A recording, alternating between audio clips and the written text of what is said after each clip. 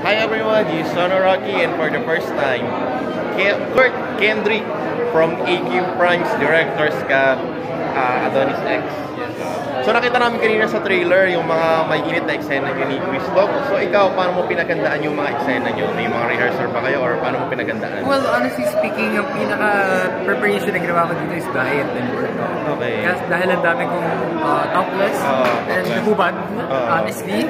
So, yun. Tapos when it comes naman sa sex scene, actually hindi ako nag-prepare, pero parang minindset ko na lang na to be professional about it. Kasi for me, kahit anong sex scene, pag hindi ka komportable sa ginagawa mo, hindi rin magiging komportable yung kasin mo na gawin yung ginagawa niya. So, pinapalang ko lang yung mukha ko. Tapos buti na lang si Christoph din, ano din siya, game din siya. So, yun, medyo naging professional kami parehas sa ginawa namin. Tapos it was easy. It was very easy to work with them. And aside from dito, ayan si Christoph. Interview lang. So dito, hindi naman kayo nagkailangan ni Christoph. No, not really. Walang kailangan na nangyari. Actually, isa siya sa mga bumulong sa akin na, speaking of the guy, isa siya sa mga nagsabi sa akin na kung ano man gagawin mo, just be comfortable. Tapos yun, ever since sinabi niya naging komportable, may hanggang matapos yun. Which is really nice. Sino yung nagiging peg mo sa mga actors na yan? From indie to ano? Honestly speaking, nagiging peg ko si Kurt Kendrick. Kurt Kendrick talaga? Gusto ko may sarili ako.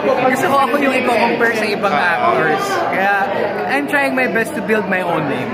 Is this your first ano ba? Parang BL? movie or BL? It's my first BL and it's my first time na nakubay. Medyo sexy BL, di ba? Yeah. Diba? First time ko na nga yung sexy, tapos BL pa. BL pa, di ba?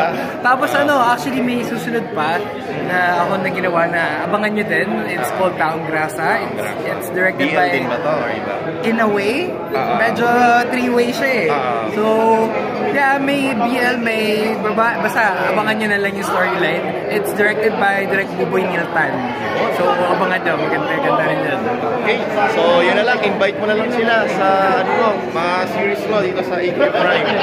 Hello everyone. Again, I'm Kurt Kendrick. Sana po panoorin nyo ang Adonis X.